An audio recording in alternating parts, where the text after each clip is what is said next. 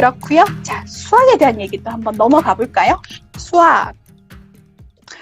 제가 리그램 이벤트 하면서 질문을 있으신 분하고 올려달라고 이렇게 말씀드렸더니 올라왔어요. 어떤 게 올라왔냐면 연산에 대한 질문이었어요. 한번 볼까요? 연산은 매일 꾸준히 하는 게 좋나요? 아니면 일주일에 몇 번만 해도 되나요? 그러면 우리 연산에 대한 생각을 한번 해볼까요? 연산. 아마 수학이라고 하면 연산이 다라고 생각할 수도 있겠죠. 자, 필기 한번 해볼게요. 필기 글씨는 안 예쁘지만. 자, 수학은 기본적으로 수 파트랑 기하 파트라고 보시면 될 거고, 수 파트에는요, 대수랑 정수 부분이라고 보시면 되는데, 그냥 지금은 아직은 어리고 초보이시니까 그냥 수론이라고 할게요. 수 파트, 기하 파트. 자, 수에서는요, 먼저 수를 먼저 배우고, 그 다음에 연산을 배우죠. 연산은 가르기랑 모으기에 대해서 배우죠. 아마 지금 코로나 때문에 가정에서의 부담이 크실 거예요. 어디 보내기도 좀 힘들고, 그럼 그냥 상식적으로 어머님들이 그냥 한번 귀담아 한번 들어보시자는 거예요. 그냥 큰 흐름을 제가 알려드릴게요. 먼저 수학을 배우고, 숫자를 배우고, 그리고 나서 연산을 배우죠. 그 연산에는 가장 기본적으로 가르기, 모으기, 그리고 덧셈, 뺄셈을 배우죠. 그리고 나서 곱셈, 나눗셈을 배우죠. 자, 이 곱셈, 나눗셈을 통해서 약수와 배수를 배웁니다. 자, 학년으로 보여드릴게요. 학년으로 초등 과정이에요. 초등 1, 2학년 때 덧셈을 한다면 가르기, 모으기는 그 이전이에요. 유아예요. 자, 유아지만 빠른 애들은 덧셈, 뺄셈, 곱셈까지도 가요. 그거 가지고 막 어머 우리 애는 문제하다. 우린 영재다. 너무 그렇게 연연해하지 마시고요. 그냥 애가 좀 하나 본데? 애가 좀 느린가 봐. 여유를 가지세요. 우리 아이들 수학 쭉 해야 돼요. 어머님들이 조급하면 아이들이 스트레스 받아요. 함께 행복해지자고요. 자, 여기서 제일 처음에 가르기, 모으기. 먼저 숫자에 대한 개념을 잡아야겠죠? 한 자릿수, 두 자릿수, 세 자릿수, 네 자릿수, 다섯 자릿수. 큰 수까지 가면 초등학교 4학년 범위가 되는 거고요. 연산 하시고 나서 곱셈, 나눗셈, 약수와 배수 넘어가서 이제 분수 개념이 나오는 거예요. 분수는 초등학교 3학년이긴 한데 이때 약수와 배수를 통해서 약분과 통분까지 들어가는 거죠. 그리고 나서 혼합 계산이 되면 초등 연산이 끝나요. 자, 이게 어떻게 이해가 되냐? 혼합 계산이 되고 나면 중학교로 넘어갔을 때 수가 다시 나와요. 제일 처음에 다시 이야기하죠. 수로는 수와 연산이라고 했죠. 자, 중학생이 되면 아이들이 정수, 그리고 마이너스 이런 거, 그리고 분수에 대한 거, 유리수, 무리수, 실수까지 가요. 그리고 고등학교 가면 복소수까지. 오케이. 아, 수는 이렇게 커지는구나. 오케이. 자, 연산도 초등에서 많은 부분 연산이 반복되구나. 오케이. 그리고 나면 이제 중학생이 되면 잘 안 나오네. 중학생이 되고 나면 수 파트가 확장이 되고 나서 식과 함수로 넘어가요. 그리고 고등학생이 되면 마찬가지 수 파트가 확장이 되고 식과 함수로 넘어가요. 자, 다시 돌아가 볼게요. 고등학교가 식과 수와 그리고 식 함수가 되고 그 밑에 중학교에서 수 파트, 식과 함수. 그러면 그 밑에 초등 과정에서 해야 되는 거는 연산인 거지. 그리고 도형은 크게 내용이 많지가 않아요. 약간 퍼센테이지로 그냥 다 따지자면 약간 숫자가 한 60에서 70%, 도형은 3, 40%. 그래서 아이들이 전 도형이 좋아요 라고 하는데 연산을 하기 싫어요. 반대로 이야기를 해볼게요. 어렸을 때 연산이 재밌어 했어. 근데 커나갈수록 연산이 하기 싫어하고 아이들이 굉장히 거부감이 일어나요. 그 시즌이 언제쯤 되냐면 한 3, 4학년. 그걸 기준으로 5학년 되면 확 넘어가요. 저 수포예요. 5, 6학년은 수포가 정말 많아져요. 왜 그렇다고요? 포인트가 연산.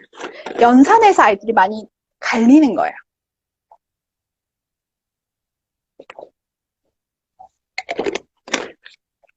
그러면 연산 어떻게 해야 되나 궁금하시죠? 아이들의 성향에 따라 좀 다를 수 있을 것 같아요. 저는 이게 맞습니다 라고 말하는 건 정말 싫어요. 저랑 공감하시나요? 이거 정석이요 라기보다는 제 생각엔 그런 것 같아요. 이거 라기보다는 우리 아이 수준에 맞춰서 할 수 있는 거. 가장 기본적으로는 학습지 이런 거 많이 하시겠죠? 푸는 거?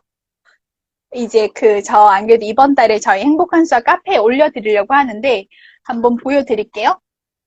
제가 요거 그냥 카피해서 쓰시면 된다라고 해서 아직 카페에 아직 안 올렸는데 이렇게 5칸, 5칸 해서 25칸 덧셈에 대한 파트예요.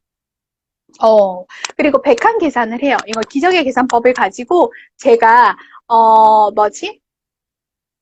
한글 파일을 만들어서 자주 사용하는 거고 초등 1학년 이상부터 한 2학년부터는 제가 문장제를 시작해야 된다고 이야기를 해요. 선생님 창의 수학은 뭐고 사고력 수학은 뭐고 연산 수학은 뭐고 개념 수학은 뭐고 유형 수학은 뭐고 막 많다 그죠? 근데 제가 생각하는 수학은 이런 거예요. 저는 수학 전공자고 실제로 학위는 석사 정도까지 했어요. 근데 제가 느끼는 거는 수능 가장 기본적으로 우리 아이들이 배운 수준에서는 수와 도형이다. 그런데 도형은 굉장히 이렇게 자유롭게 상상할 수 있기 때문에 싫어하는 애들이 별로 없어요. 근데 또 차분 아이들은 싫어한다? 막 이렇게 얌전하고 이렇게 하라는 대로 하는 애들은 도형 싫어요. 불규칙적이야. 근데 활발하거나 남자아이들은 도형을 또 좋아해요. 아시겠어요? 성격이랑 연결되는 거예요. 공부하는 거는. 자기가 훈련이 되지 않으면 좋아하는 것만 하게 되는 거예요. 그 시점이 언제냐면 보통 이제 6세부터 아이들이 감정이 많이 생기죠. 때도 많이 쓰고 싫어. 자, 그래도 좀 말은 들어. 듣다가 한 3, 4학년 때 기준점으로 빡 돈다니까요, 애들이. 그러면은 어머님들의 몫이에요. 당신 때문이야. 죄책감을 갖게 하고 싶어서 전혀 없어요. 저는 아직 아이를 안 낳았기 때문에 아이를 키우는 것 자체가 저는 대단하다고 여기고요. 그리고 하나 더. 어머님들이 무엇을 했던지 간에 최선이었을 거예요. 죄책감이 좀 가질 수는 있지. 상관없어요. 아이를 책임지고 있고 그 아이를 위해서 생각을 하고 있고 그러니까 이 시간에 이렇게 들어와서 듣지. 안 그렇습니까? 내가 뭘 더 할 수 있을까? 뭐가 다른 게 있을까?